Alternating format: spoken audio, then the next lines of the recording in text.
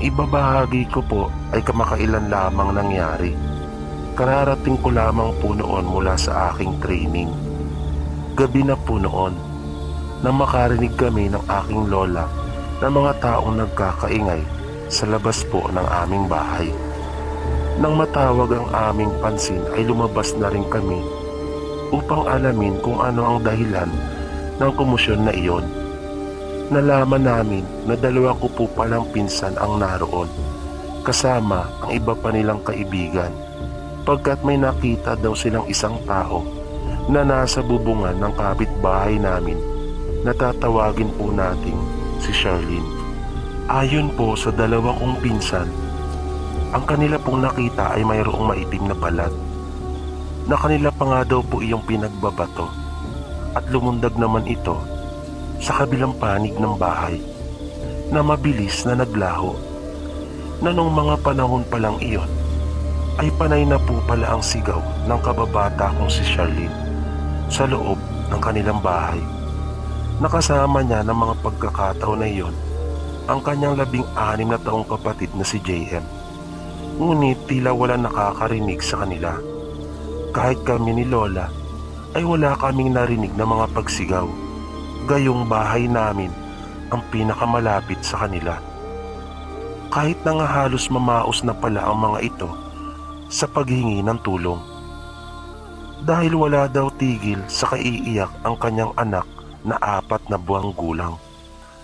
Dahil doon ay nakaramdam sila ng matinding takot at kinutuban, lalo na nang masundan iyon ng mga yabag at huni na nagmumula sa kanilang bubungan, na sinusubukan din raw lumabas ng kanyang kapatid na si JM, ngunit hindi nito mabuksan ang pinto, gayong yari lamang ito sa kawayan. Buti na lamang at napadaan ang dalawa kong pinsan kasama ang kanilang mga kaibigan mula sa panguhuli ng gagamba. At nang makita nga nila na mayroong nasa bubungan, ay kanila iyong pinagbabato habang isinisigaw nila ang katagang aswang, na sinubukan pa nga nila itong habulin, ngunit mabilis na nawala sa madilim na bahagi ng likod bahay. Kinabukasan ay nagulat sila Lola nang may dumating na bisita. Iyon daw ay si Aling Mila at ang anak nitong si Milo, na isa itong malaking tao na may pilat sa kanyang mukha. Nangamusta ang mga ito na dati rin palang taga sa amin. At si Aling Mila pala ay asawa ni Mang Banjo. Iyon kasi ang natatandaan at nakikilala ko sa kanila.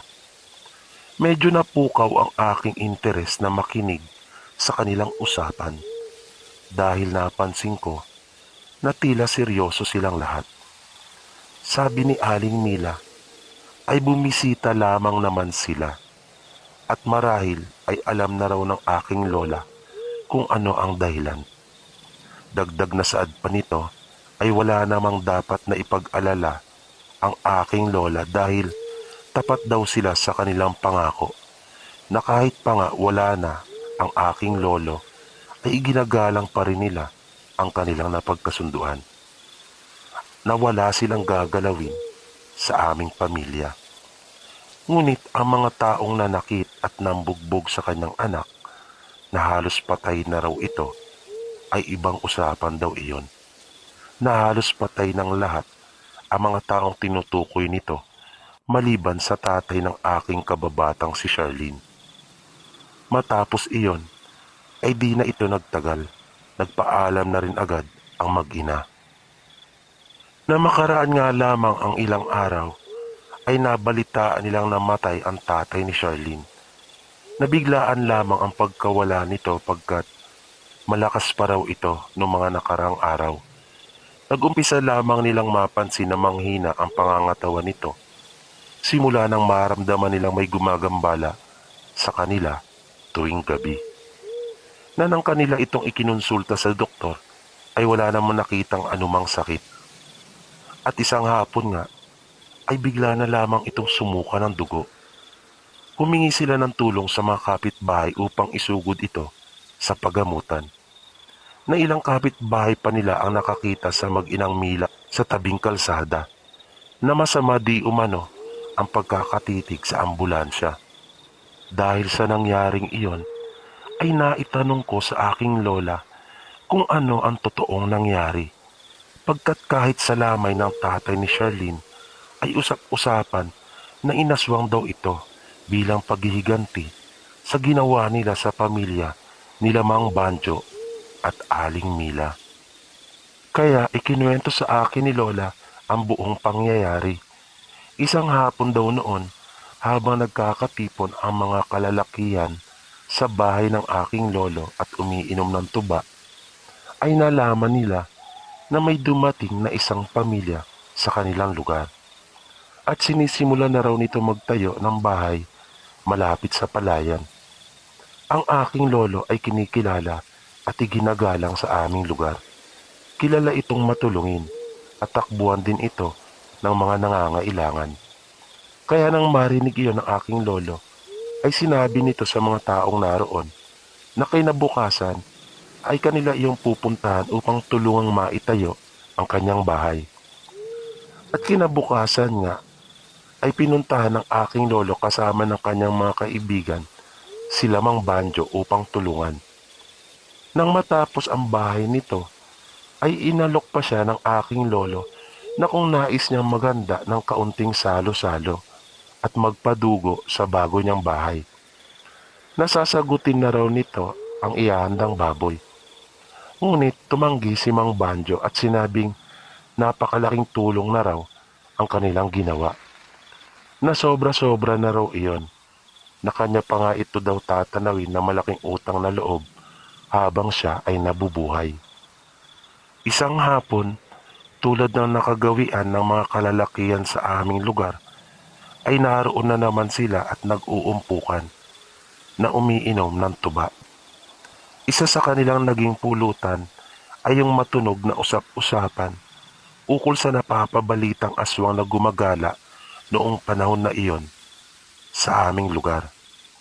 Ayon sa kaibigan ng lolo ko, ay napansin daw niya minsan ang dalawang tao na umaali-aligid sa bahay ng kanyang kapitbahay, nakapapanganak lamang.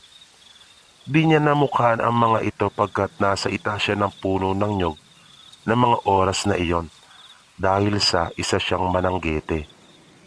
Ngunit kita niya na isa iyong babae at lalaki.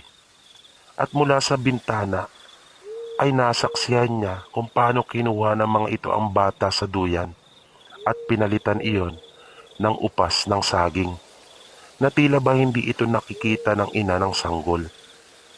Matapos daw ang pangyayaring iyon ay dinala ng mga ito ang bata sa may puno ng kawayan at doon ay pansamantalang iniwan. Ilang sandali pa ay narinig na ng mananggete ang malakas na pag-iyak ng nanay pagkat hindi na umiimik ang bata o kahit umiiyak man lang. Naglabasan ang iba pa nilang kapitbahay. Bumaba na rin ang mananggete at kanyang sinabi ang mga nasaksihan na hindi na iyon ang kanyang anak, sa halip ay upas na lamang iyon ng saging. Kaya mabilis nilang pinuntan ang sanggol doon sa puno ng kawayan. Matamang nakikinig naman ang lahat sa kwento ng kanilang kaibigang mananggete nang biglang dumating si Mang Banjo.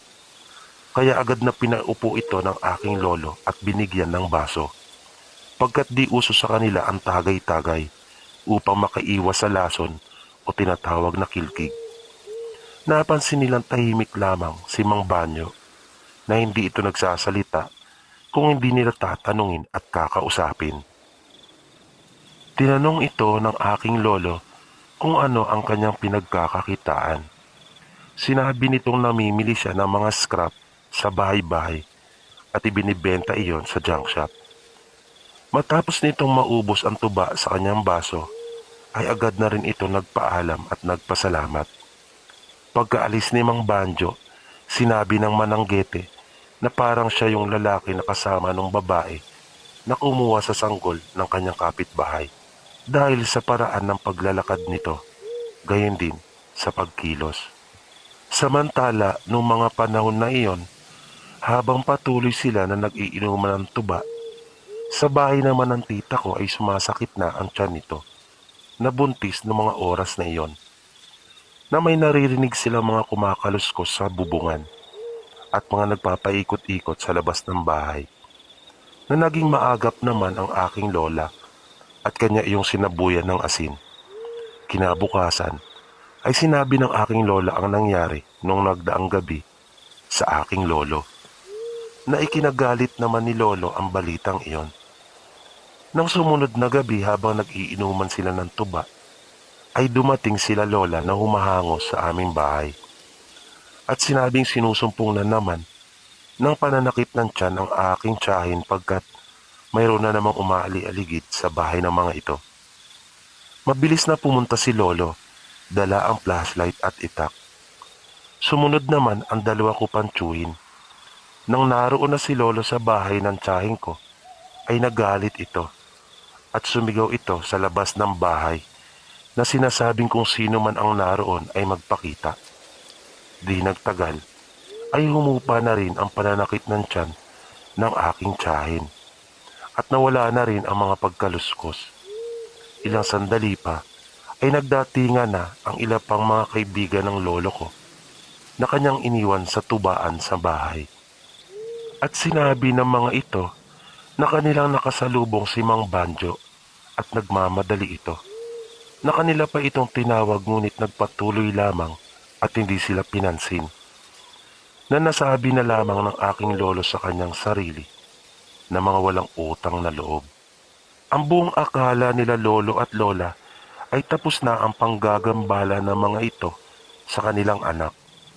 Ngunit isang gabi ay muling pinuntahan si lolo sa kanilang bahay ng aking tiyuhin at sinabing sumasakit na naman ang tiyan ng kanyang asawa at mas malubha daw ito kesa ng mga nauna. Kaya nagmamadali sila lolong pumunta. Pagdating nila roon ay nagsabi ang isa ko pang tiyahin na baka kaya ganoon ang kanyang ate ay dahil sa ibinigay na kasaba ng asawa ni Mang Banjo na si Aling Mila. Nang marinig iyon ng aking lolo ay halos sumabog ito sa galit. Lumabas siya ng bahay.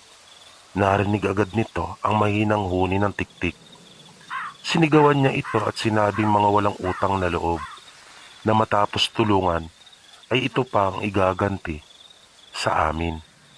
Sinabi ng lolo ko na mag-unahan raw sila nito sa kanilang bahay pagkat kanya iyong susunugin. Mabilis na umalis si lolo ngunit sa halip na sa bahay ng mga ito pumunta ay doon ito dumiretso sa tulay. Inabangan niya ang mga ito roon at hindi nga siya nagkamali pagkat ilang sandali lang ay nakita na niya ang mag-anak ni Mang Banjo na may dala ng mga gamit. Hawak-hawak na ng lolo ko ang kanyang itak. Maya-maya ay dumating na rin ang dalawa ko pang tiyuhin na may mga itak na rin. Nang lalapitan na ni lolo ang mga ito ay nagmakaawa si Aling Mila at tumingi ng tawad. Sinabi pa nito na kanya nang pagagalingin ang tiyahin ko at hindi na muling gagambalain pa. Isinama ni lolo ang mag-asawang Banjo at Mila sa bahay ng aking tiyahin at pinaiwan niya ang kanilang anak sa aking mga tiyuhin. Nang dumating sila sa bahay ay nakita nilang nilawayan lang iyon ni Aling Mila. Ilang sandali lang ay nawala na ang pananakit ng tiyan ng aking tiyahin. Kinausap sila ni lolo at sinabing nakalimutan niya ang nangyari basta't wag na lamang silang bumalik pa at wag na wag nilang gagambalain pa ang aming pamilya. Sumang-ayon naman ang mga ito at sumumpa. Pagbalik nila sa tulay ay naabutan ni lolo na sinasaktan na ng mga tambay ang anak nila Mang Banjo at Aling Mila pagkat nalaman na pala ng mga ito ang nangyari. Kaya mabilis na inawat at sinaway ang mga ito ni lolo kasama na ang dalawa ko pang tiyuhin na umawat. Mabilis na inagaw ni Mang Banjo ang duguan niyang anak at sinabing babalikan niya ang mga ito at gagantihan. Kaya tinitigan nitong isa-isa ang mga nanakit sa kanyang anak na nagtamo ng malaking sugat sa kanyang muka. Ngunit sinabi ng lolo ko na wag doon sa lugar namin pagkat habang nabubuhay siya ay hindi siya makakapayag na may masaktan pa silang muli sa aming sityo.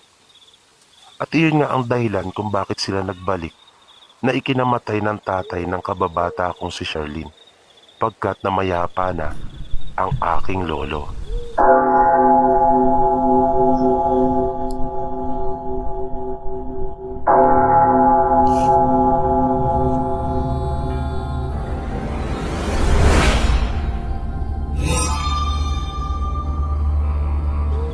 Tawagin niyo na lang ako sa pangalang Edith.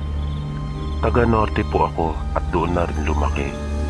Pero nakapag-asawa ako ng taga Visayas nung panahon na nagtatrabaho na po ako sa Maynila. Noong ako po ay 5 buwang buntis na, ay napagkasunduan namin mag-asawa na magbakasyon sa kanila. Nakalaunan po ay napagpasya namin doon na ako manganak upang lagi akong may kasama at mayroong titingin sa akin. Nangungupahan lamang po kasi kami noong mga panahon na iyon sa Pasig. Tawid dagat po ang probinsya ng aking asawang si Ed. Noong una ay hindi po talaga ako komporme na doon manganak. Pumayag ako na magbakasyon upang makilala ko naman ang aking mga biyanan.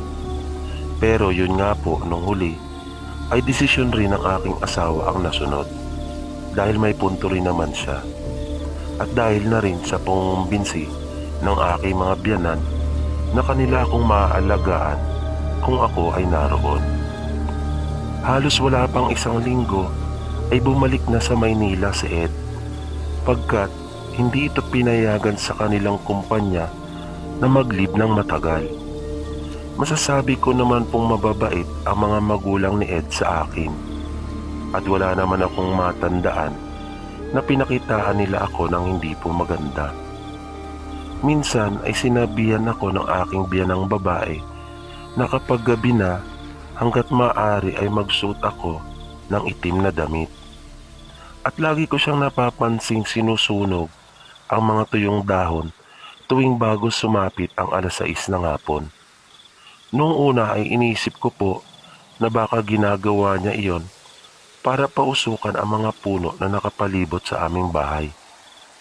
Palagi din niya akong pinapaalalahanan na wag daw akong lalayo ng bahay at kung maaari nga lamang daw ay iuutos ko na lamang sa kanila kung meron man akong kailangan. Minsan po kasi ay gusto ko pong mamasyal at maligo doon sa batis na malapit sa kanila.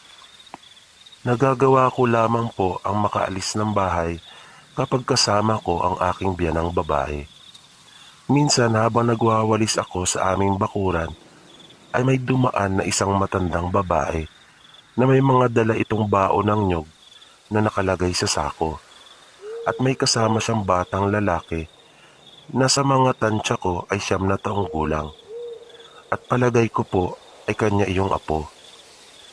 May daan po kasi sa gilid ng bahay ng mga biyanang ko na ang tawag nila doon ay Barangay Road. Malayo po kasi sa kalsada ang bahay nila Ed.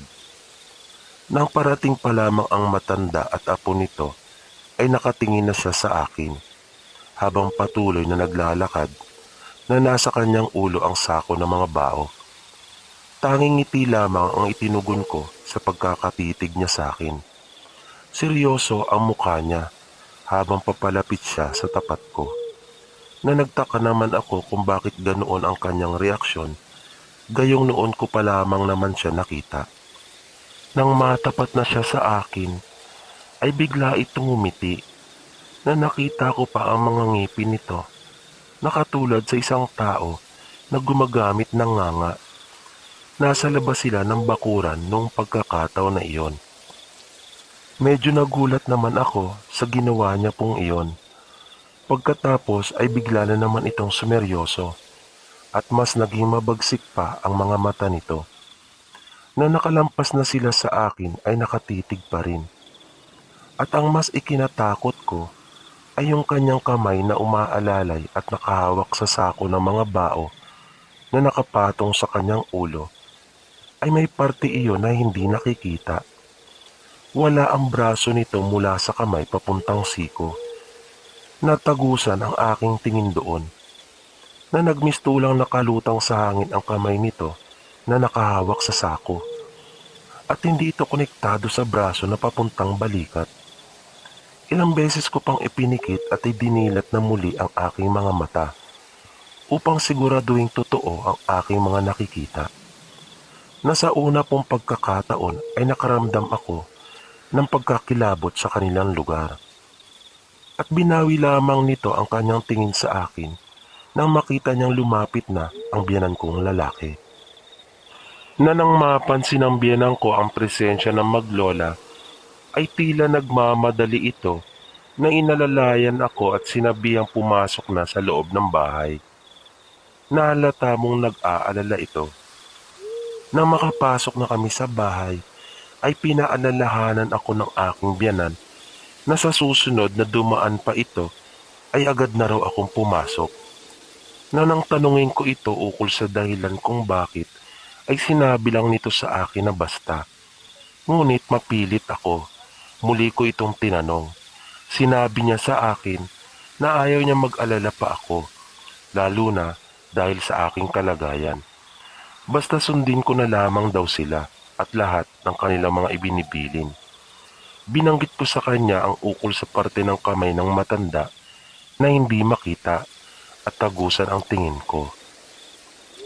Ang tanging naging tugon niya sa akin ay wag ko na raw guluhin pa ang isip ko ukol doon at kalimutan na lamang daw iyon.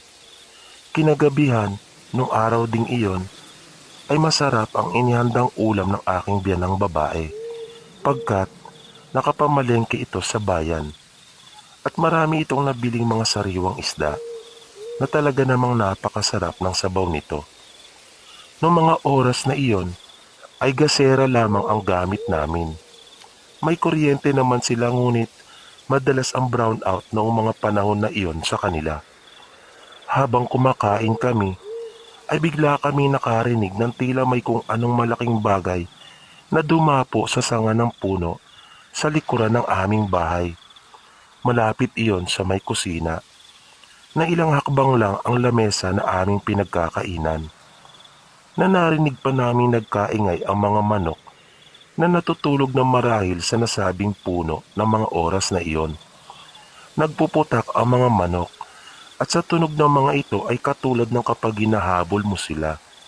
Nabulabog talaga ang mga ito. Tatayo pa lamang ang biyanan kong lalaki upang silipin kung ano iyon dahil nag-aalala siya na baka may sawa, ay siya naman pagkamatay ng gasera. Biglang dumilim ang buong hapagkainan. Mabilis na tinakbo ng biyanan ko ang isa pang gasera na naroon sa itaas ng bahay. Bagya kasing nakaangat ang kalahati ng bahay sa lupa. At muling sinindihan ang gaserang namatay.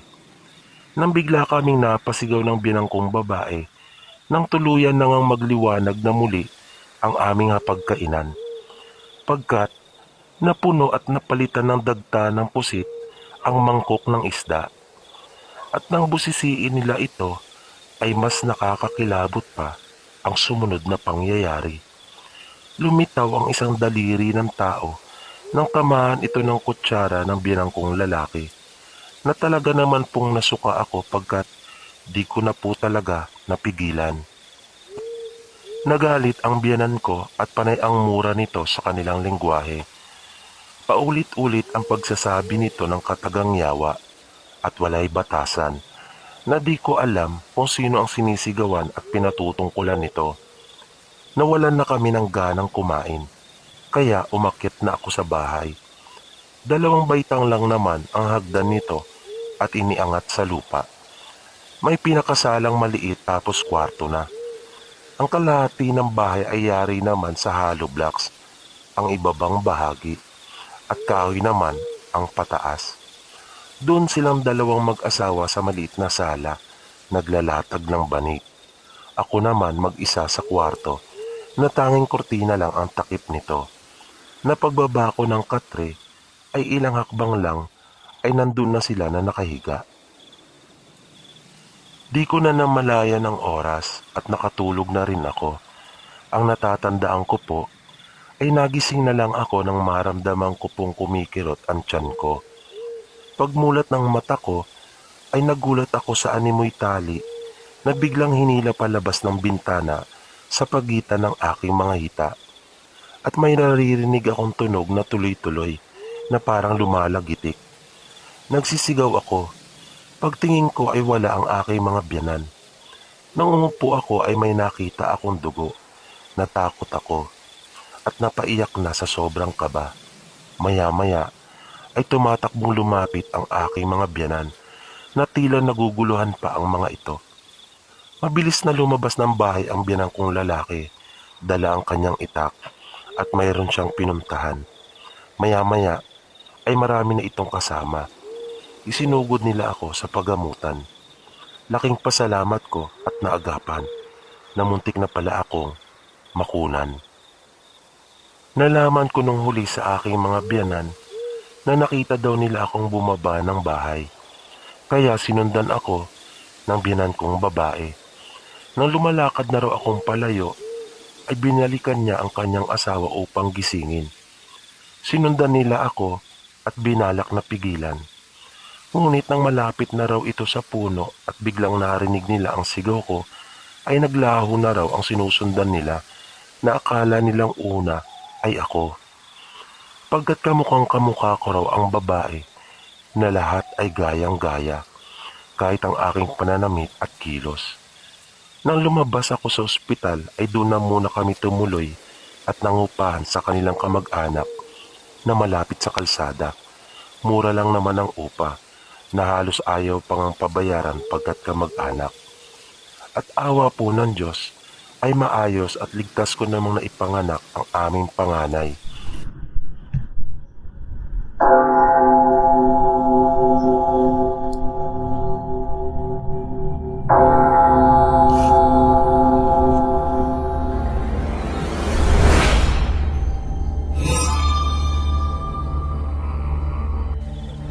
Masayang masaya po kami ng aking asawa nang malaman po naming ako po ay nagdadalang tao na.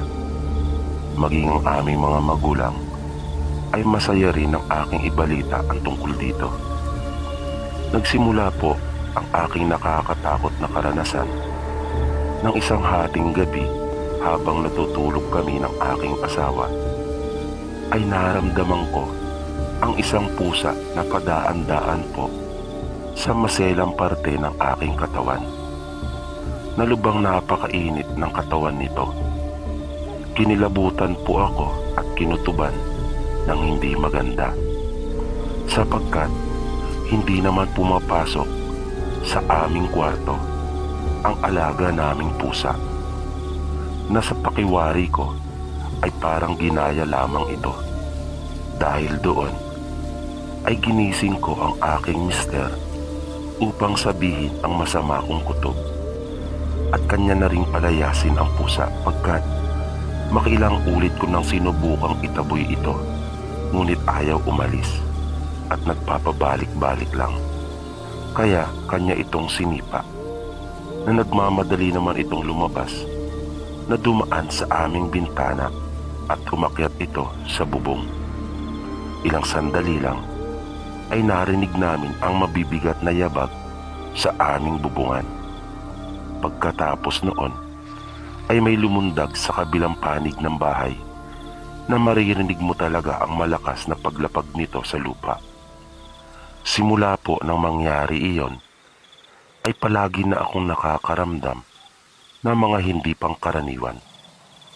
Ang aking asawa po ay isang gwardya at madalas ay nag-i-straight ito sa kanyang duty. Kaya napagdesisyonan po namin na doon muna ako sa aming mga magulang pagkat lagi po akong naiiwan na mag-isa sa aming bahay.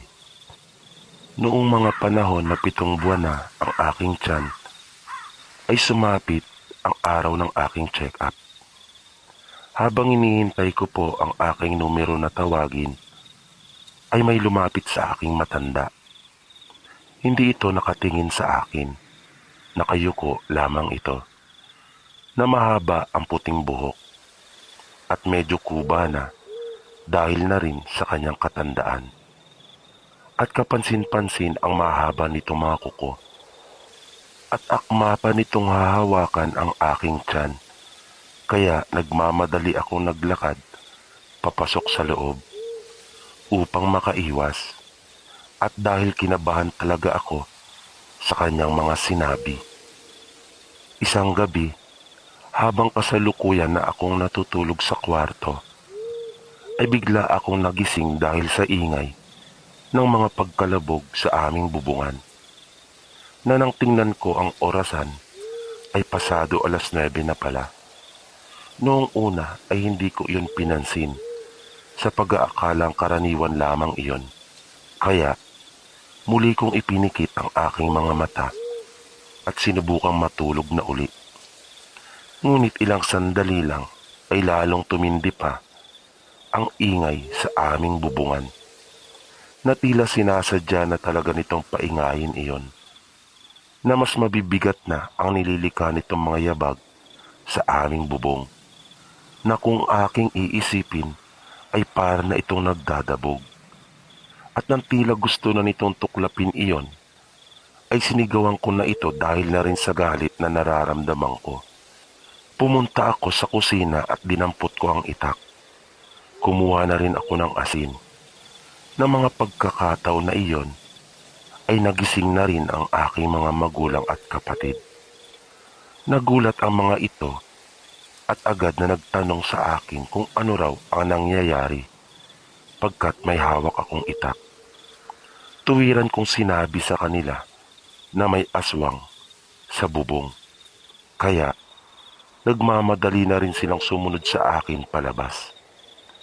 Hinagisan ko ng asin ang aming bubungan. Na ilang sandali lang matapos iyon, ay may tila isang ibon na lumipad mula roon. Na narinig pa nga namin ang pagaspas ng mga pakpak nito. Nang pumasok na kaming muli sa bahay, ay dumiretso ako sa kusina upang ibalik sana ang itak.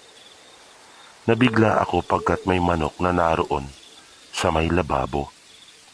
Nakapikit ito habang nakaupo. Malakas ang kutob ko na hindi iyon tunay na manok pagkat walang manok na naroon. At ngayon nga ay nasa loob pa ng aming bahay. Kaya mabilis kong iniangat ang itak upang tagain ito. Ngunit mabilis iyong nakaiwas at lumipad palabas ng pinto na hindi pa naisasara nila tatay nang sumunod sila sa akin pagpasok ng bahay. Kinaumagahan, pagising ko ay naroon na rin ang aking asawa. Habang nag-aalmusal, ay ikinuwento ko sa kanya ang mga nangyari noong nagdaang gabi.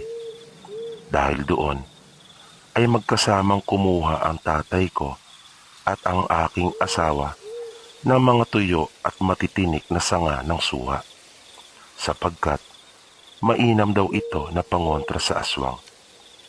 Matapos nilang makakuha ng sanga ng suha, ay inakyat na rin ng aking asawa ang puno ng bayabas dahil malapit ito sa bubungan ng aming kwarto at nagsaboy din ito doon ng asin. Matapos po iyon ay pansamantalang natigil ang mga panggagambala po sa akin ng aswang. Nang malapit na akong manganak, ay nagpasya ang aking asawa na maglib na muna sa kanyang trabaho. At nang sa wakas nga po ay makapanganak na ako, ay lubos po ang aming kasiyahan. Wala pong mapagsidlan ang aming mga kagalakan nang makita namin ang aming anak. May mga 3 araw din po kami sa ospital bago tuluyang nakauwi po sa amin.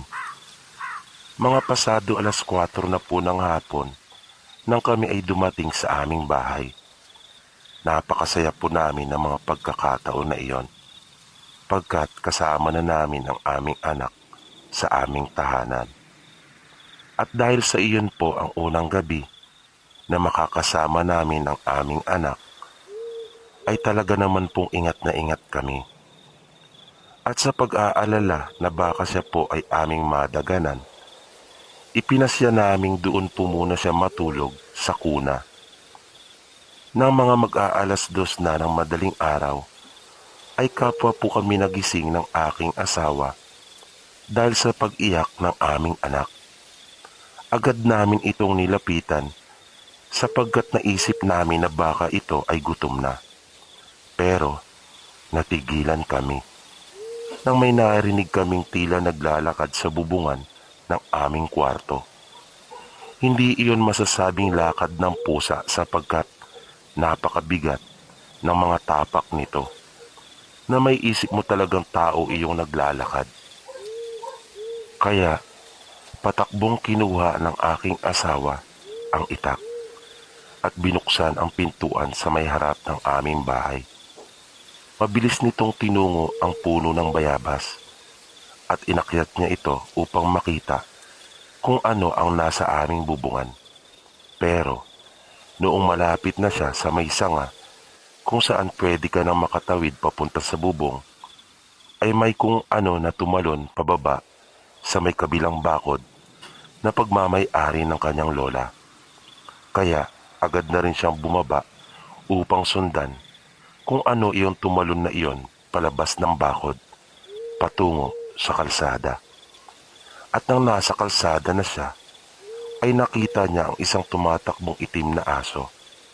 At naking gulat daw niya nang bigla naman itong naging itim na ibon at tuluyan ng lumipad palayo.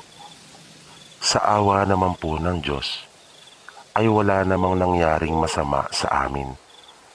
At ngayon nga po, ay magdadalawang taon na ang nag-iisa naming anak na lalaki. Pero hanggang ngayon, ay may mga gabi pa ring dumadalaw ito at kami ay ginagambala. Tulad na lamang nung nakaraang linggo na mayroong sakit ang aking asawa. Ngunit malakas ang aming paniniwala kaya hindi ito makakapanaig sa amin. At sinasamahan po namin iyon palagi ng pananalangin pagkat mabisa itong panlaban sa mga kampo ng kadiliman.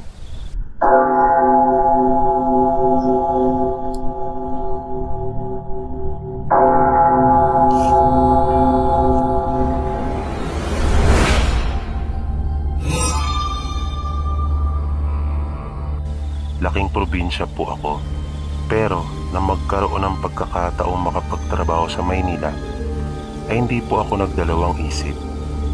May kahirapan po kasi ang pamumuhay sa aming probinsya. Simula po nang makaluwas ako, ay halos dito ko na po ginugol ang halos 15 taon ko. At paminsan-minsan na lang po ako nagbabakasyon sa amin. Marami na po akong napasukan na trabaho. At dahil doon, ay palipat-lipat din po ako ng tirahan. Kung saan-saan na po ako napadpad. Nasubukan ko na pong tumira ng ilang beses sa Quezon City. Ganon din po sa Bulacan at mga bayan ng Rizal. May mga 3 taon na rin po siguro ang nakalipas nang mangyari ang nakakakilabot kong karanasang iyon.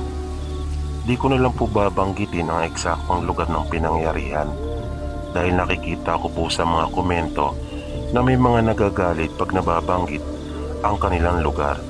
Kahit pa nga di naman sinasabi doon na lahat ng taong nakatira ay aswang.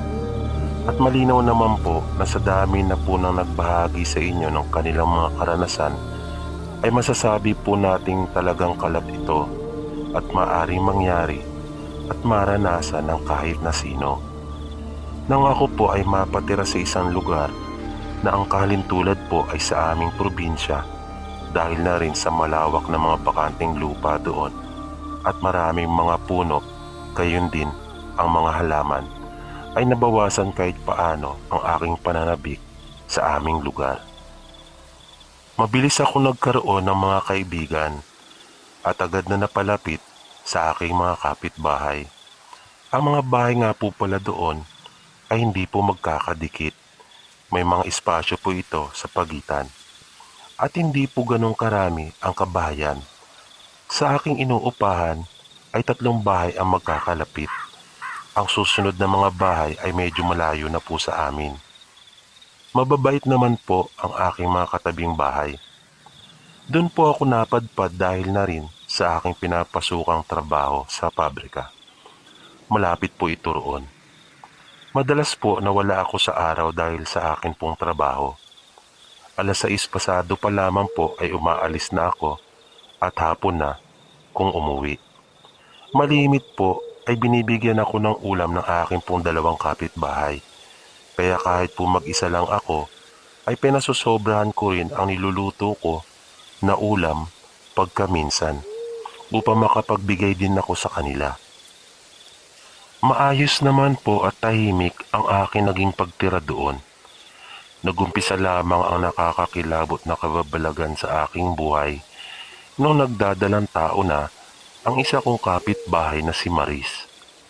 Kakarating ko lamang noon mula sa palengke dahil minabuti ko na kasi na pagkalabas ko ng trabaho ay mamalengke na rin. Mga 7:00 na rin po siguro na mga oras na iyon at katatapos ko lang nalinisan ang isda na aking binili. Nang itatapon ko na sa labas ang bituka at hasa ng isda upang makain ng mga pusang gala doon, ay nagulat ako nang paglabas ko sa likurang pinto ng aking inuupahang bahay nang may makita po ako sa itaas ng bubong ng bahay nila Maris, na noong una po ay inakala kong malaking paniki lamang iyon, pagkat yung pakpak po kasi kaagad ang una kong napuna, na nakalalay po ito na nakapatong sa bubong. Mababa lang po kasi ang aming mga bahay doon at walang mga ikalawang palapag. Na mga oras po na iyon ay talagang halos di ako makapaniwala sa laki ng paniki na aking nakikita. Ang una ko pong naging aksyon ay bugawin iyon, kaya dumampot po ako ng bato at binato ko po iyon na may kasamang sigaw, na lalo naman pong nagpasindak sa akin pagkat nang lumingon ito sa aking direksyon ay doon ko na lamang mali pala ako sa aking pag-aakala na isang malaking paniki lamang iyon. Dahil tao po ang mukha nito, yun nga lang ay kakaiba. Dahil may kahabaan po ang kanyang tenga, na nang humarap po siya sa akin ay nakakadiri pong talaga ang bibig nito, na puno ng likido, na tingin ko ay laway niya iyon. Pero hindi po kasi iyon katulad ng karaniwan nating laway. At hindi makakaligtas sa iyong paningin ang maliliit at masinsin ngunit matutulis na mga ngipin nito. Dahil kapansin-pansin po talaga iyon, lalo na nang bagya nitong ibuka ang bibig bago tuluyang lumipad na palayo. Napalabas naman ng bahay si Maris at nanay nito dahil na rin sa pagkalabog ng kanilang bubong at sa lakas ng aking sigaw. Agad nila akong tinanong nang makita akong naroon sa labas. Sinabi ko na mayroong aswang sa kanilang bubungan na ikinabigla ng mga ito at ilang beses pa akong tinanong para kumpirmahin ang aking sinabi. Sinabi ko sa kanila na hindi ako pinaglalaruan ng aking mga mata at alam ko po kung ano talaga ang aking nakita. Kinilabutan naman sila Janice at napatanong pa ang mga ito kung ano ang marapat na gawin. Sinabi kong hindi ko rin alam dahil noon lamang ako nakaranas ng ganoon, na kahit laking probinsya ako, ay tanging sa kwento ko lamang naririnig ang mga tungkol dito. Matapos ang maikling pag-uusap naming iyon, ay pumasok na rin ako sa bahay. Hindi maalis sa isip ko ang aking nakita, na sa tuwing maalaala ko iyon, ay nagpapabilis sa tibok ng aking puso. Matapos kong kumain ng hapunan, ay hindi ko na nagawang manood pa ng telebisyon. Parang nawalan ako ng gana, kaya nahiga na ako. Ngunit sa tuwing ipipikit ko ang aking mga mata, ay bumabalik ang nakakatakot na alaalang iyon. Ang tagal bago ako nakatulog. Di ko tiyak kung mga ilang oras na akong tulog na mga sandaling iyon. Napagising ako dahil na rin sa may naramdaman akong impit na ingay na mga pagkaluskos. Nang mapasulip ako sa atip ng bahay kung saan naroon ang aking mga sinampay na damit, na 1 linggo ko po yatang labahin iyon, ay tila mayroong mali, na mayroong kakaiba. Nang tumihaya ako at sa ikalawang pagkakataon ay mapatingin akong muli doon, ay natiyak ko na hindi lahat ng naroon ay aking mga sinampay. Naroon na ang aswang na naglalaway at nakatingin ito sa akin na sa tansya ko ay susugod na ito. Ang hirap pong ipaliwanag, sa totoo lang ang naiisip at nararamdaman ko ng mga oras na iyon. Pakiramdam ko po ay namanhid ang buong katawan sa tindi ng takot na aking nararamdaman. Ang naging mabilis ko na lamang na reaksyon ay makalayo mula sa kanya. Kaya mabilis akong bumangon at tinakbo ang likurang pinto ng bahay. Sa sobrang takot na nararamdaman ko at pagmamadali, ay hindi ko na naisip na nakalak pala iyon.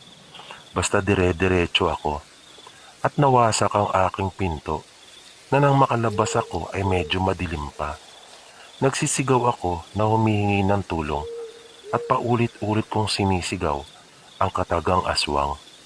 Lumabas ang mga tao sa katabing bahay ko. Ang una kong nakita ay ang asawa ni Maris at sinundan ito na mag-asawa sa isa pang bahay, na bumalik pa nga ang lalaki sa kanila upang kumuha ng itak. Nang pumasok kami sa bahay ay wala na ito doon. Kahit nang puntahan namin ang harapan ng bahay ko kung saan ko hinihinalang pumasok ito, ay hindi na namin pa ito naabutan. Nasabi ng isa kong katabing bahay na buti na lamang at may partisyon ang aking inuupahan, na parang nagkaroon tuloy ito ng pasilyo. Kaya hindi nito nagawang sundan ako at tuluyang atakihin dahil hindi ito magkakasya. Matapos ang insidenteng iyon, ilang araw lang ang lumipas, ay naging matunog naman ang bali-balita na may namata ang aswang sa katabing barangay namin. Dahil doon, ay nagkaroon na ng gabi-gabing pagronda ang mga tanod, kasama ng mga nag-volunteer na mga taga roon. At iyan po ang nakakatakot kong karanasan, na sa tingin ko po ay hindi ko na talaga makakalimutan.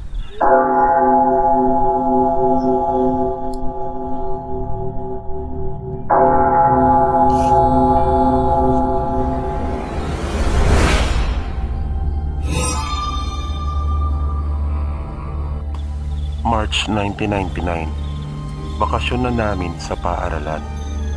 Nag-iisip kami kung saan kaya pwedeng mamasyal o magbakasyon. Naisipan ng aming mga magulang na doon na lamang sa probinsya nila mama. Isa itong malaking probinsya na matatagpuan sa silangang Visayas. Nang sa ganon ay makilala naman daw namin ang mga kamag-anak sa side ni mama. Bali 5 kaming lahat, ako, si Papa at si Mama, at ang aking mga kapatid na sina Christy, 9 na taong gulang, at si Rosana na 8 taong gulang. Yung una at pangalawang araw namin sa baryo nila Mama ay sobrang saya. Marami kaming nakilalang bagong kaibigan at kamag-anak. Yung pangatlong araw namin doon, yun ang hindi ko malilimutan. Katatapos lang namin mag-almusal, na mag-aya si Mama na pumasyal sa kanilang tiya Ising. Doon daw muna kami mananatili. Sumakay kami ng tricycle, mga 30 minuto din siguro kaming bumiyahe. Hindi ko na maalala kung anong pangalan ng barangay o lugar. Medyo matagal na kasi. Ang naalala ko lang ay may nadaanan kaming eskwelahan na kilala ito doon. Malapit lang doon yung pinuntahan naming bahay. Yun ang bahay nila Lola Ising. Pagdating namin doon ay namangha ako sa aking nakita, sapagkat napakalawak ng palayan at maisan, at ang daming tanim na prutas sa paligid ng bahay nila Lolo at Lola. Pagkatapos namin makapagmano ay pumunta kami doon sa palayan. Pinagmasdan namin itong mabuti. Nasa libro lang namin ito dati nakikita. Maya-maya ay tinawag kaming magkakapatid at isinasama kami sa pamamasyal. Bibisitahin daw nila mama at papa ang kanilang ninang sa kasal. Mga 30 minuto na rin siguro kaming naglalakad. Tinanong ko kung gaano pa kalayo ang bayan. Sabi ni mama ay malapit na ito at itinuro niya sa akin ang nasa bandang ibaba. Ayon kay mama, mga 15 minuto ay nasa bayan na raw kami. Hindi ko mapigilang itanong sa kanya ang aking napansin na kung ganun ba talaga sa probinsya na magkakalayo ang mga bahay. Sabi ni mama ay ganun daw talaga pagkat may kanya-kanyang lupang pagmamay-ari ang mga tao dito. Na bagaman magkakalayo ang mga bahay ay magkakadikit naman ang mga loob na may pagmamalasakit sa bawat isa. Uso pa rin kasi ang bayanihan at pagdadamayan doon. Habang nasa daan ay may napansin ako na parang kanina pa ay may sumusunod sa amin at nakatingin. Pero nang akin itong lingunin ay wala naman. Na halos mabali pa nga ang aking leeg sa kakalingon. At nang biglang naudlot iyon, nang may bigla kaming narinig. Ang lakas ng tunog ng telebisyon, yung parang nanunood sa sinihan. At tama pala ang aking obserbasyon dahil sabi ni mama ay mini sinihan daw iyon doon at magsisimula pa lang ang palabas. Sabi ng dalawa kong kapatid, mukha raw masaya manood doon kasi halos puro bata ang nakikita namin. Kaya nagpasya si mama at papa na iwan na lang kami magkakapatid at babalikan na lang kami. Na sila na lamang daw ang dediretso sa kanilang ninang at iniwanan na lamang kami ng pera para pambili ng magugustuhan naming pagkain. Pero si Rosana ay biglang nagbago ang isip. Sasama na lang daw siya kanila mama. Kaya kami na lang ni Christy ang naiwan at nanood. Sa pagkakatanda ko pa nga ay Jurassic Park yung palabas noon at VHS pa ang gamit pagkat hindi pa noon uso ang CD at DVD. Ilang oras na ang lumipas ay wala pa rin sila mama. Na nakapagmeryenda na kamit lahat ay hindi pa rin sila dumarating. At malapit na rin magtakip silim. Wala na rin palabas sa TV pagkat pinatay na iyon ng may-ari. Wala na rin kami mga kasama maliban sa mga taong nakatira doon. Nag-aalala na ang aking kapatid ng mga oras na iyon na baka kung ano na ang nangyari kanila mama at papa. Kaya nagpasya na ako na umuwi na kami habang maliwanag pa. Mga 20 minuto na rin kami naglalakad paakyat, pauwi sa bahay nila Lola Ising. Noong mga oras na iyon, ay kanina ko pa napapansin na parang may sumusunod na naman sa amin. Natatakot na ang aking kapatid lalo't dumidilim na. Na makalipas nga ang ilang minuto ay ganap ng madilim at ang tanging liwanag na lamang ng buwan ang tanging siyang gumagabay sa aming daan. Ilang sandali pa ay may napansin akong malaking ibon. Akala ko ako lang ang nakakita, ngunit napansin din pala iyon ng aking kapatid. Takot na si Christy kaya agad kong hinawakan siya sa kamay. At ang sabi ko sa kanya ay wag na siya mag-alala dahil malapit na kami sa bahay ng aming lolo at lola. Napilit kong pinalalakas ang loob niya pero ang totoo ay matinding takot na rin ang nararamdaman ko. Ngunit kailangan kong maging matapang at paglabanan iyon para sa aking kapatid. Tuloy-tuloy lang kami sa aming ginagawang paglakad. Nang lingunin ko ang aming likuran ay wala na ang ibon. Sa di kalayuan ay napansin ko ang kawayan na tila sumasayaw ito. Napapalit-palit sa kanyang pagpaling sa kanan at kaliwa. At nang padaan na kami sa tapat nito ay may malakas na huni kaming narinig. Napalingon akong bigla sa pinanggalingan ng tunog. At kitang-kita ko sa itaas ng mga kawayan ang isang napakalaking itim na ibon. Gulat na gulat ako at nasindak na hindi ko kaagad na ialis ang aking paningin roon. Tila nahimasmasan lamang ako na magtanong ang aking kapatid na si Christy. Sisilipin din sana niya kung ano ang aking nakita, ngunit pinigilan ko na ang kanyang mukha at mabilis ko siyang inilagay sa aking kaliwa, sabay sigaw ng takbo. Nang may mga 3 minuto na po kaming tuloy-tuloy na tumatakbo, ay bigla pang natalisod si Christy sa isang ugat ng kahoy na nakausli sa daan. Muntik itong matumba. Buti na lamang at mahigpit ko siyang nahawakan sa kanyang kamay. Kaya hindi siya tuluyang nadapa. Nagpatuloy kami sa pagtakbo. Biglang nagsalita si Christy na naiwan daw niya ang isa niyang tsinelas. Sinabi kong hayaan na niya iyon at huwag siyang lilingon. Nagpatuloy lang kami. Hindi ko na rin alam ng mga pagkakataon na iyon kung may sumusunod pa ba sa amin.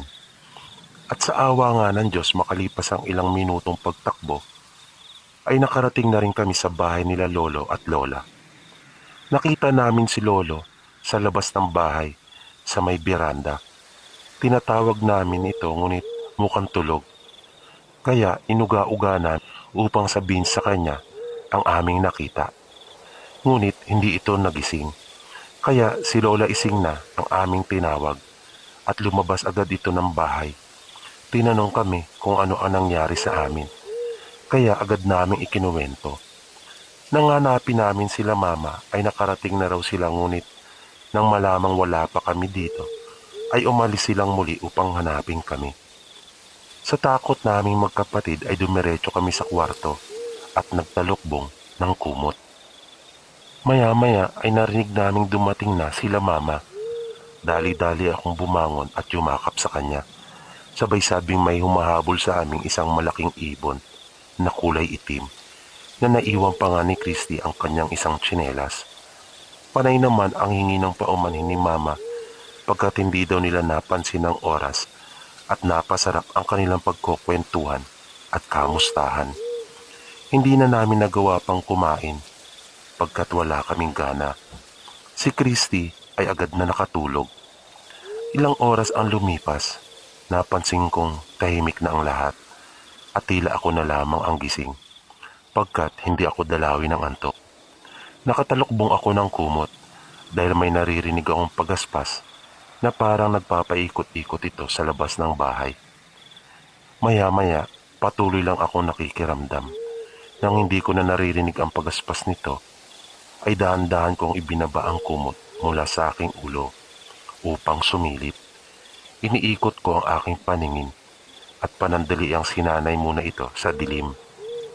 Nang mapadako ang aking paningin sa kawayan na bintana, ay laking gulat ko nang makita ang isang mukha na nakasilip doon. Hindi ko maipaliwanag kung anong klaseng nilalang iyon pagkat noon lamang ako nakakita ng ganon. At mula sa kaunting liwanag ng buwan na nagmumula sa labas ng bahay, ay nakita ko na tila naaagnas ang mukha nito na may mga gumagapang pa na uod. Na korting tao ang ulo nito, ngunit mayroon siyang malaking matulis na tuka na parang umiilaw ang mapupula nitong mga mata na mabalasik ang anyo ng mukha nito. Nang mapansin kong sa akin na siya nakatingin, ay napasigaw na ako ng malakas dahil sa sobrang takot. Dahil doon, nagising ang halos lahat ng tao sa loob ng bahay. Ilang saglit lang ay nasa kwarto na namin sila mama at papa. Maging si Lola ay napasugod din. At tinanong nila ako kung ano raw iyon na ang tinutukoy ay ang dahilan ng aking pagsigaw. Sinabi kong mayroong halimaw sa bintana na dahil sa matinding takot ay paulit-ulit ko iyong nasabi. Kaya lumabas sila papa. Si Lola naman ay ginising si Lolo. Makaraan ang ilang sandali ay pumasok na rin sila sa bahay nang wala silang makita sa labas. Matapos iyon ay sinabihan nila kami na muli nang matulog. Kaya nahiga na ako at nagtalukbong ulit ng kumot.